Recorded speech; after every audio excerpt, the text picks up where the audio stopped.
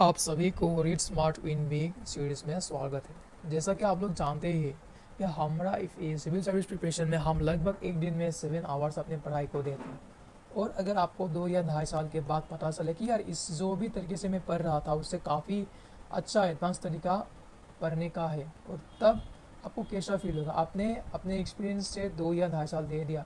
यार मुझे भी ऐसा एक्सपीरियंस हुआ था, जब मेरे को पता चला यार कोई आके अगर मुझे गाइड कर देता ना उस वक्त, तो मैं आज पोस्ट लेकर कहीं नौकरी कर रहा होता और कहाँ पर था। लेकिन किसी ने मेरे को ये बताया भी नहीं कि तुम ऐसे कर सकते हो, ऐसे पढ़ सकते हो, क्योंकि या तो उन लोगों को खुद को नहीं पता होगा या वो लोग बताया नहीं चाहते। अगर एक दिन में आप 7 घंटे भी पढ़ते हो तो महीने का कितना होगा है? 210 घंटे। और 210 घंटे यार कोई कम नहीं है, बहुत ज़्यादा है। एक घंटे में 24 आवर होता है, समझे? अगर उस टाइम में अगर आपको बोल दे कि बेटा तेरे को एनसीईआरटी कंप्लीट करना है, तो तू कर पाएगा क्या? एनसीईआरटी कंप्लीट करना है। मैं तो भाई घबरा जाता था कि कैसे करूँ, क्योंकि मेरे को ना स्पीड रीडिंग के बारे में पता था, ना मेमोरी रिटेंशन के बारे में पता था, ना स्मार्ट नोट्स के बारे में पता था। हम तो बस पढ़ते थे भाई, जिसे क्लास 10 का बच्चा पढ़ते। लेकिन सिविल सर्विस की प्रिपरेशन ऐसा नहीं था। उसमें स्मार्ट अप्रोच लगता है कि आपका कंपटीशन वो देश के टॉप बंदे के साथ हो रहा है, जो या तो मेंस लिख के आया हुआ है, कोई तो इंटरव्यू दे के आया हुआ है, या कोई आईआईएम से पढ़ के आया हुआ, कि आपका जो कंपटीशन होगा इन लोगों के साथ ही होगा। ठीक है, अगर वैसे तपर लोगों को बोल दिया जाए कि बेटा तेरे को 1 महीने के अंदर तेरे को कंप्लीट करना है, हाँ वो बोलेगा कि हाँ भाई ठीक है कर लेंगे। क्यों? यार उसको पता है स्पीड रीडिंग के बारे में, उसको पता है मेमोरी रिटेंशन के बारे में, उसको पता है मेमोरी पैलेस टेक्निक के बारे में, उसको पता है एसोसिएशन टेक्निक के बारे में। ठीक है, हम लोगों को ना कभी बताया गया, ना कभी हमने सुना, तो हमको कैसे हम कंप्लीट कर पाएंगे? इसलिए मेरा जो फास्ट मेंस था तो हमने फेल कर दिया, क्योंकि मेरे को कोई बताने वाला नहीं था कि यार मेंस के लिए और प्रीलिम्स के लिए स्पेसिफिक कैसे पढ़ा जाए, कैसे एक ही साथ मेंस और प्रीलिम्स को बैलेंस करके पढ़ा जाए। आप देखिए, 1 महीना प्रीलिम्स के पहले और मेंस और प्रीलिम्स के बीच 3 महीना, तो कितना हुआ? 4 मंथ। तो 4 मंथ को अगर 100 भी दो तो 8 महीना हमारे पास थे साल के। तो उस 8 मंथ में आप कैसे पढ़ते हो वही मैटर करेगा ना। उस 8 मंथ में आपका हैबिट डेवलप हो जाएगा कि कैसे करना। आप 8 मंथ में आपका माइंड मेंटल मैप रेडी हो जाएगा कैसे कुछ करना है। उस 8 मंथ बहुत मैटर करते हैं, ठीक है, अगर आप सीरियस एस्पिरेंट हो तब। और किसी को इस टेक्निक के बारे में मेरे को नहीं बताया जो टॉपर्स लोग यूज़ करते हैं, क्योंकि उसने अपने एक्सपीरियंस से सीखा हुआ है, 2 या 2.5 साल 3 साल के एक्सपीरियंस से उसने सीखा हुआ है। तो वो आपको क्यों बताएगा? मैं क्यों बता रहा हूँ? क्योंकि यार मेरे को ये हेल्प करना अच्छा लगता है। क्योंकि मैं जब ये पता चला था, मैं सोचा था कि यार जो कभी अगर ऐसा कोई मौका मिले कि मैं इसको शेयर कर सकूँ, तो मैं 100% शेयर करूँगा। क्योंकि मैं खुद एक छोटे से विलेज से हूँ, और आप इंडिया के हर एक छोटे से विलेज के हर एक बच्चे को जो इसके पास गाइडेंस नहीं है, जिसके पास स्मार्ट रीडिंग के अप्रोच नहीं है, मैं उसको हेल्प करना चाहता हूँ। और हर एक बंदे के पास ये मैसेज पहुंचना चाहता हूँ कि यार तू भी क्लियर कर सकता है, तू भी वही हो सकता है जो तू सोच रहा है, लेकिन सही गाइडेंस को साथ। आप एक बात सुने होंगे कि जो भी एस्पिरेंट होगा ना, वो आपसे बोलेगा कि यार मैं फास्टेड बहुत हो जाता हूँ, एग्जॉस्टेड हो जाता हूँ पढ़ते पढ़ते। क्यों? यार एग्जॉस्ट का मतलब एक ही है कि आप माइंड को बहुत ही जोर ज़बरदस्ती किसी एक ऐसी चीज़ पर लगा रहे हो जो वो लगना नहीं चाहता। देखो, आप दिन भर बैठ कर अगर पढ़ाई करोगे तो शाम को आपको खेलना ही पड़ेगा, क्योंकि आप जब बैठ कर पढ़ाई करते हो ना, तो आपके बॉडी के जो इमोशंस है वो तो आप तो इंसान ही हो ना, आपका इमोशन तो स्टोर होंगे ही होंगे। आप रेजिस्टेंस का इमोशन यूज़ करोगे कि यार मेरे को यहाँ नहीं जाना, वहाँ नहीं जाना, मेरे को अपन, तो ये जो रेजिस्टेंस का इमोशन है वो बॉडी में स्टोर होता है, उसको फ्री करना पड़ेगा। तो उसके लिए या तो आपको खेलना पड़ेगा या किसी से आपको बात करना पड़ेगा। मतलब आप दिन के हाफ एन आवर ऐसे या 1 आवर ऐसे रखो कि आप या तो कुछ खेलो फिजिकल लेवल पर, या खेलो या किसी से बात करो। उससे क्या होगा, आपकी जो भी इमोशन स्टोर हो रहा है ना बॉडी में वो फ्री हो जाएगा। तब आपका माइंड कूल काम होके काम करेगा, तब आप प्रोक्रेस्टिनेशन ज़्यादा नहीं करोगे, और साथ ही बॉडी और माइंड को स्ट्रिंग करना धीरे धीरे सीख जाओगे। यहाँ पर हम इसके बारे में एक डिटेल्स एक दिन रखा हुआ है कि यहाँ पर बात कैसे करेंगे, बॉडी और माइंड को कैसे स्ट्रिंग करना है। यही है, अगर बॉडी ने साथ दिया माइंड ने साथ नहीं दिया तो आप गए भाई, काम से गए। दोनों का साथ होना जरूरी है सक्सेस के लिए। Focus improve. आप देखो, एक नंबर 1 और एक 33% पास करने वाले बच्चे के बीच डिफरेंस क्या होता है? एक ही डिफरेंस होगा, और वो है फोकस का। मतलब जो नंबर 1 होगा ना, उसका फोकस पिन पॉइंट होगा, और जो 33% वाला होगा उसका फोकस एटलीस्ट पढ़ाई में तो नहीं होगा, बाकी चीज़ों में हो सकता है, लेकिन 33% जहाँ पर आ रहा है वहाँ पर तो उसका फोकस बिल्कुल ही कम होगा। ठीक है, तो इसको कैसे बढ़ाइए, त्राटक है, त्राटक के बारे में हम सीखेंगे, माइंडफुलनेस के बारे में हम सीखेंगे, कि यही चीज़ आप अप्लाई करके बहुत आसानी से कोई भी एग्जाम, कोई भी चीज़ को क्रैक कर सकते हो। लेकिन कोई बंदा इसके बारे में बात भी नहीं कर रहा है, क्यों? Memorise history fact with age, आसानी से याद कर सकते, एसोसिएशन टेक्निक को याद करके, अब मल्टीपल रीडिंग टेक्निक याद करके, एक्टिव रीडिंग को याद अप्लाई करके, यार कोई भी बंदा कुछ भी कर सकते हैं, बस उसको सही गाइडेंस की ज़रूरत है। अगर आप हार्ड वर्क कर रहे हो और गाइडेंस मिल जाए, आप पक्का फोड़ोगे, उसको कोई रोक नहीं सकता। भगवान भी वही उसका ही मदद करेगा। मतलब आप जब कर रहे हो ना, जो आपसे करा रहा है वही भगवान है। गीता में लिखा हुआ है कि बेटा मेरे इच्छा के विरुद्ध कुछ नहीं होता। मतलब जिस एनर्जी से आप चल रहे हो वही है भगवान, सेपरेट नहीं है कोई भी। यहाँ पर आप जानोगे कि जैसे प्रीलिम्स के लिए कोई फैक्ट पढ़ा, उसको आप मेंस में कैसे यूज़ कर सकते हो। जो कैसा कोई भी केस स्टडी आपने पढ़ा, उसको आप रख दो और एक टॉपिक के लिए 3 से 4 ज़्यादा से ज़्यादा डाटा यूज़ करो। 2 केस स्टडी रखो, 3 to 4 डाटा यूज़ करो, बस सफिशिएंट। ज़्यादा मत करना, आप कंफ्यूज हो जाओगे कहाँ कहाँ उसको लिखना है। ठीक है, लिमिटेड रखो, उसको रिवीजन करो, फोड़ दोगे भाई, मेंस फोड़ दोगे। और इफेक्टिवली रीडिंग का मतलब कि यहाँ पर 4 पिलर है। एक है पार्टपोस, आपको पार्टपोस क्लियर रहना चाहिए। क्यों? हम जो भी काम करते हैं ना, हमारा दिमाग रात में सोते वक्त उसको हमको डिलीट कर देता है, अगर वो चीज़ हमको इम्पोर्टेंट ना लगे। अगर आपका पर्पस क्लियर होगा कि मेंस में और प्रीलिम्स में मैं इसको यूज़ करूँगा, तो आपका दिमाग उसको स्टोर करके रखेगा। नहीं तो आप जब सुबह उठोगे 2 या 7 दिन के बाद वो सब कुछ आप भूल जाएगा। आप देखना प्रीलिम मेंस के बाद आपको ऐसा लगे यार अपनी भगवान है, मतलब इतना सारा पढ़ते हो, लेकिन 4 या 5 दिन के बाद वो सब आपके दिमाग से निकल जाएगा। क्यों? आपके दिमाग में क्लियर था कि मेंस तक मेरे को ये यूज़ करना है, उसके बाद मेरे को इसका इंपॉर्टेंस नहीं है। तो जब आप पढ़ रही हो कोई भी, उसको क्लियर इंटेंट पर्पस दो कि यार मेंस में यूज़ करना है, प्रीलिम्स में यूज़ करना है, बस उसको भूलना मत। दिमाग डिलीट नहीं करेगा, उसको रख देगा लॉन्ग टर्म मेमोरी में। करके देखना, एक काम करता है। दूसरा है स्पीड इफेक्टिव रीडिंग का। अगर आप 1 मिनट में 250 वर्ड पर मिनट पढ़ते हो तो आपका स्पीड लगभग एवरेज है। लेकिन अगर आप वही 110 से 150 वर्ड पढ़ते हो ना, तो आपका स्पीड बिलो एवरेज है। तो उसको इम्प्रूव करना पड़ेगा। कैसे करेंगे? या अगर टेक्निक से आप गूगल भी कर सकते हो, लेकिन हम कोर्स में डिटेल्स में पढ़ेंगे, क्योंकि प्रैक्टिकल अप्रोच के साथ इसको किया हुआ है। तीसरा है रिटेंशन। यार देखो, मैक्सिमम लोग जो भी पढ़ते हैं ना, उसको रिटेन नहीं कर पाते। क्यों? वो पैसिवली पढ़ते हैं, वो पढ़ने को पढ़ते हैं, लेकिन अपना दिमाग यूज़ नहीं करते। और हम यहाँ पर यही सीखेंगे कि एक्टिवली कैसे किया जाए, क्योंकि एक्टिव रीडिंग ही सबका फोकस है, मतलब सबका सोर्स है। अगर ये चीज़ आ गई ना, आपको रिटेंशन आ जाएगा, आपको स्पीड आ जाएगा, आपको पर्पस भी आ जाएगा और एप्लीकेबल। हाँ, जो भी पढ़ा उसको तो हम यूज़ करना ही है ना, मेंस और प्रीलिम्स में ले वही अप्लाई करेंगे। और जहाँ तक हो सके अपनी बातों के बीच भी उसको यूज़ करती। मैंने आज ये केस स्टडी लिया और बातों बातों में अगर हो सके तो उसको यूज़ करना, तो क्या आपके दिमाग को सिग्नल जाए कि ये बंदा ये यूज़ कर रहा है। तो जब भी आप कोई न्यूज़पेपर पढ़ोगे या कुछ ऐसा चीज़ देखोगे, तो आपका दिमाग अलर्ट हो जाएगा और उस चीज़ को ऑब्जर्व करके आप मेंस में अच्छे से अच्छे आंसर लिख सकते हो। आपको शायद लगा होगा कि इफेक्टिव रीडिंग से टॉपर्स कैसे टीना दाबी जी जैसे करंट अफेयर को बहुत ही आसानी से कंप्लीट कर सकते हैं। 20 मिनट्स 30 मिनट में कैसे पढ़ते हैं उसको, उन लोगों को अपने एक्सपीरियंस है या किसी ने शायद स्कूलिंग में बता दिया होगा। तो स्कीमिंग कैसे हेडलाइन स्कीम करते हैं और स्कैनिंग के बारे में बहुत आसानी से पता चल गया।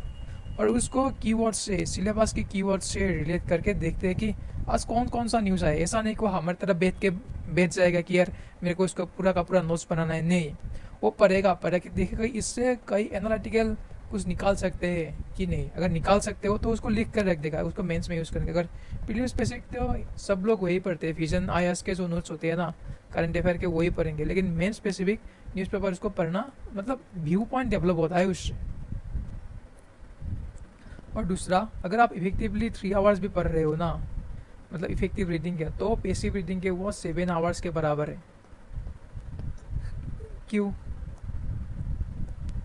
अगर आप 3 आवर्स पढ़ रहे हो, 3 आवर्स इफेक्टिवली, तो आप उसको यूज़ कर सकते हो ना, आप यूज़ कर सकते हो। आप बोल सकते हो किसी को कि क्या पढ़ा, आप उसको लिख सकते हो, आप उसको समझ सकते हो, आप उसको मेंस में भी प्रीलिम्स में भी यूज़ करोगे, है कि नहीं। और पैसिवली पढ़ रहे हो तो जब भी पढ़ा उस वक्त तो आप दिखो कि आप पढ़ रहे हो, लेकिन जब आपका पढ़ाई ख़त्म आप भूल जाओगे कि आपने क्या पढ़ा, बिल्कुल भी भूल जाओगे। आप ना उसको मेंस में यूज़ कर सकते हो ना प्रीलिम्स में यूज़ कर सकते हो। हाँ, यही है। और आप शायद ये देख ही पाओगे कि अगर आप इफेक्टिवली 3 आवर्स भी पढ़ रहे हो ना आसानी से, तो आपके पेसिव रीडिंग के 6 या 7 आवर्स के बराबर है। एक बात देखना, कोई बंदा तो टॉपर के बारे में हम बात नहीं करेंगे, कोई बंदा स्कूल में 3 आवर पढ़ता था और टॉप करता था, लेकिन कोई बंदा हर रोज़ पढ़ता था 6 to 7 आवर्स, लेकिन वो अच्छे से क्लियर नहीं कर पाया। क्यों? क्योंकि वो इफेक्टिवली नहीं पढ़ा, वो पेसिवली पढ़ रहा था। ठीक है, इस कोर्स में हम जानेंगे कि सबसे बड़े चैलेंजेस जो है ना, एक तो चैलेंजेस स्लो रीडिंग, जैसे मैंने बताया कि 250 वर्ड पर मिनट के अगर बिलो है तो आप बिलो एवरेज है उसको ठीक करना पड़ेगा, उसका कोई मतलब शॉर्टकट नहीं है, क्योंकि इतना सारा पढ़ना है हमको और जो भी पढ़ा उसको भूल जाना। इसके लिए तो सबसे आसान है भाई, मेमोरी को स्ट्रॉन्ग करना है। मेमोरी स्ट्रॉन्ग करना मतलब बादाम खाना, ये वाला, हाँ ये भी कर सकते हो, ये अच्छा है। उसके साथ ही हम टेक्निक्स भी जानेंगे, कौन सा टेक्निक, मेमोरी पैलेस टेक्निक के बारे में, उसके साथ एसोसिएशन टेक्निक, कैसे हम एक फैक्ट को दूसरी फैक्ट एसोसिएट करके हम याद रखते। जैसे अगर हम गांधी जी के बारे में बात करें, गांधी जी आया कब था, 1914 के और 1915 के बीच, है ना। तो उसने पहला काम कौन सा किया, संपरण वाला 1917 में।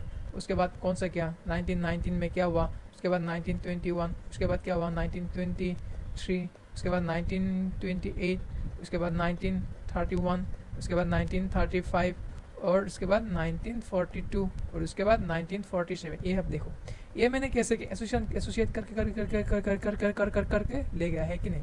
तो यही टेक्निक्स के माध्यम से, ऐसा बहुत सारे टेक्निक्स है जो हम यूज़ करेंगे, उसको हम देखेंगे, प्रैक्टिकल करके देखेंगे, तो अभी आप लोगों को पता चलेगा, है ना। और डिस्ट्रैक्ट, भाई डिस्ट्रैक्शन की ही वजह है फ़ोन। अगर इसको मिनिमाइज़ कर सकते हो तो बहुत अच्छा है, अगर नहीं कर सकते हो तो जब भी पढ़ रहे हो ना, तब फ़ोन को दूर रखो, कि 2 घंटे फिक्स रखो कि यार मैं पढ़ूंगा, उस वक्त तो मैं फ़ोन को यूज़ नहीं करूँगा। अगर करूँगा भी तो भी सिर्फ पढ़ाई के चीज़ के लिए, फर्स्ट नहीं चाहूँगा। ठीक है, और देखो तुम्हारा सबसे बड़ा इशू कौन सा है, स्लो रीडिंग है या चीज़ें भूलना है या डिस्ट्रैक्शन है या लूज इंटरेस्ट। जो इंटरेस्ट आप लेके चलते हो 1 महीने के पहले 3 दिन तक, उसके बाद इंटरेस्ट लूज हो जाता है। क्यों? आप माइंड को बहुत ज़्यादा फोर्स कर रहे हो। हमारा माइंड का एक इफेक्ट है कि आपको क्या है, अगर आप जाना तो वर्ल्ड के सबसे स्ट्रॉन्गेस्ट चीज़ कौन है, माइंड ही है। उसको आप फोर्स नहीं कर सकते, उसके आप फ्रेंड बन जाओ। ठीक है, उसको फ्रेंड बन जाओ, उसका एनिमी नहीं। तो वो आपको डिस्ट्रॉय कर देगा, एनिमी बन जाओगे तो। फ्रेंड बनो ना, हम सिखाएंगे उसको फ्रेंड कैसे बनना है, एनिमी नहीं। एनिमी बनोगे तो आपका लाइफ नरक बना देगा वो, फ्रेंड बनोगे तो आपको वो जिंगा जला कर देगा। इफेक्टिव रीडिंग माने क्या, एक क्लियर पर्पस, उसके साथ स्पीड, उसके साथ रिटेंशन और जो भी पढ़ा उसको एप्लीकेशन। अभी जो हमने देखा था वही है इफेक्टिव रीडिंग का असली मीनिंग। अगर हम कोई भी करंट अफेयर के टॉपिक लेने के बाद हमको क्लियर पर्पस करना होता है कि इसको हम कहाँ क्यों पढ़ रहे हैं। जैसे अगर हम मेंस के लिए पढ़ रहे हैं तो कोई 1 या 2 केस स्टडी उस टॉपिक के रिलेटेड हमको देखना होगा, ताकि उसको हम आंसर में यूज़ कर सके। अगर हम प्रीलिम्स के लिए पढ़ रहे हैं तो हमको जो स्कीमिंग करके देखना होगा, ताकि अगर जब वो आएगा तो हमारे दिमाग में, हमारे आँख में वो लग जाए। ठीक है, वही चीज़ टॉपर लोग यूज़ करते हैं कि स्कीमिंग करना जानते हैं, हाईलाइट करते हैं। हाईलाइट करने का मतलब सारा का, जैसे अब ये हाईलाइट हो गया, ऐसा हाईलाइट नहीं करते हम। क्या करते, ऐसे पूरे का पूरी किताब को हाईलाइट करते ना, बेटा ऐसा नहीं करना, तो आप फंस जाओगे। क्या करना है, जो भी रियल कीवर्ड है ना उसको हाईलाइट करो। देखो यहाँ पर क्लियर, देखो सेट को लेना, यहाँ पर हाईलाइट करो। उसके बाद स्कीमिंग है, हाईलाइट है, ये जो मेन कीवर्ड है उसको हाईलाइट करते जाओ, तब जाके आप रियल में हाईलाइट का यूज़ कर पाएंगे।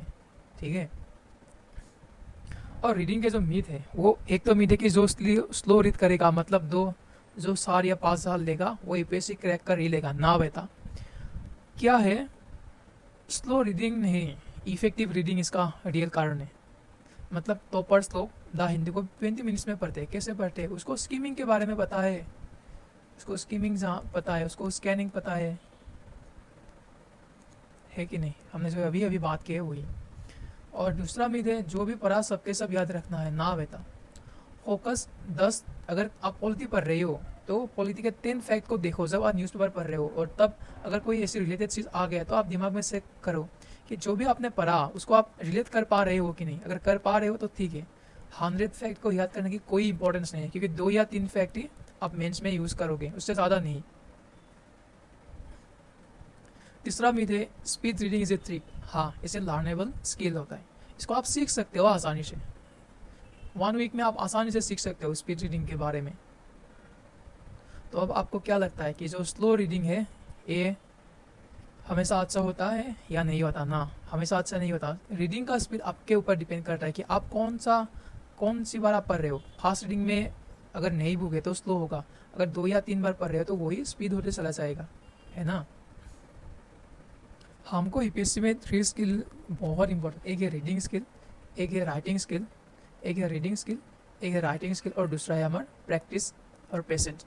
इसके बारे में तो दुनिया बात करती है, कोचिंग सेंटर इसको एकदम हाई पे चढ़ा हुआ है। दूसरा स्किल है रीडिंग स्किल, इसके बारे में हम बोल रहे हैं क्योंकि ये भी बहुत मैटर करे। जो आप पढ़ोगे, जैसा आप पढ़ोगे वैसा ही तो आप लिखोगे ना। मेंस में सोचने तक का आपका टाइम नहीं होगा, तो जो भी आप जैसा पढ़ रहे हो साल भर में वैसा ही आपका दिमाग रेप्लिकेट करेगा। अगर आप स्मार्टली पढ़ रहे हो तो स्मार्टली आप लिखोगे भी, अगर आप बेसिक पढ़ रहे हो तो आप बेसिक भी लिखोगे, ठीक है। और प्रैक्टिस और पेशेंस ये दोनों तो होना ही चाहिए भाई।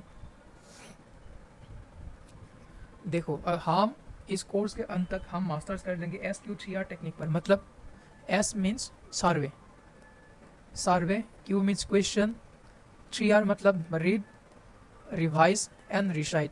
आप कोई भी टॉपिक को अगर देखो मेंस के लिए पढ़ोगे ना तो सबसे पहले उसका देखोगे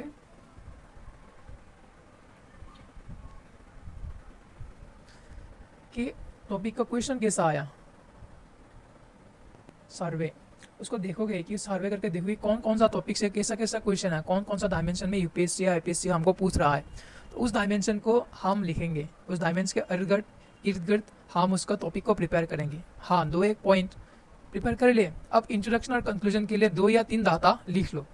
ऐसा करके अगर आप प्रिपरेशन नोट्स बनाओगे ना तब आप कभी भी कंफ्यूज नहीं होगे कि एग्जामिन में क्या लिखना है क्या नहीं लिखना है, क्योंकि आपका यूपीएससी का जो PYQ है, एपीएससी का जो प्रीवियस ईयर क्वेश्चन पेपर है वही है रियल गाइड, उसके सिवाय कोई भी नहीं। हम आपको सिर्फ बता सकते हैं, लेकिन रियल गाइड वही है, क्योंकि वही सबसे मतलब जहाँ पर आप विश्वास कर सकते हो कि यूपीएससी ने दिया है वही है ना। कोचिंग तो बाहर से आते हैं। और स्पीड रीडिंग करंट अफेयर को कैसे हैंडल करना है हम इसके बारे में सोचेंगे, क्योंकि स्कैनिंग और स्कीमिंग के बारे में दुनिया भर बात करते हैं। हम इसको अप्लाई करके खुद ब खुद देखेंगे। मेमोरी प्लेस टेक्निक, कैसे आप हिस्ट्री को याद कर सकते हो जैसे आपके दिमाग में स्ट्रीम चल रहा हो एक तरफ से।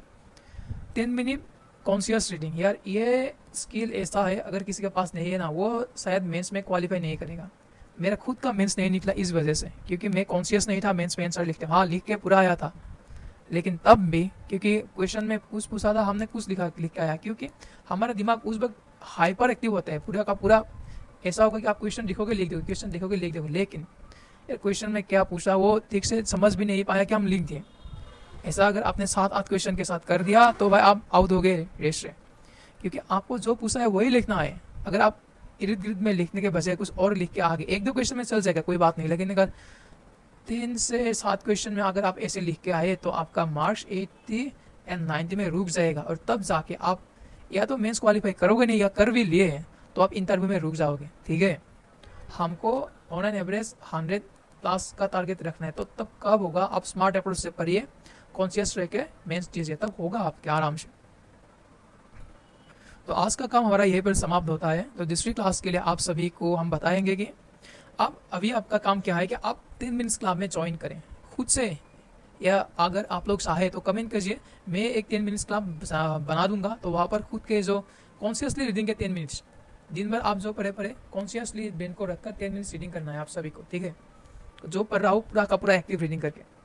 और अगर आप चाहते हो तो एक काम करना कि आज जीएस में कितने पेज पर या जीएस का कौन सा टॉपिक कंप्लीट कर उसको टिक मत करना। इससे क्या होगा, कॉन्फिडेंस बढ़ेगा, आपको कॉन्फिडेंस बिल्ड होता है कि यार ये सारा टॉपिक मैंने कर लिया, ये टॉपिक हो गया, ये टॉपिक हो गया, तो कॉन्फिडेंस आता है, खुद को मोटिवेट होता है। न्यूज़पेपर डेली पढ़ना, उसका नोट्स बनाने की कोई ज़रूरत नहीं। अगर कोई इंटरेस्टिंग केस स्टडी मिले या कोई एनालिटिकल व्यू पर तो उसको नोट कर लेना, लेकिन सब ट्यूटोरियल का नोट्स बनाना कोई भी ज़रूरत नहीं, क्योंकि मेंस से पहले मेंस T65 आएगा, वहाँ पर से आप आसानी से कोई भी फैक्ट, कोई भी डाटा, कोई भी केस स्टडी निकाल सकते हो।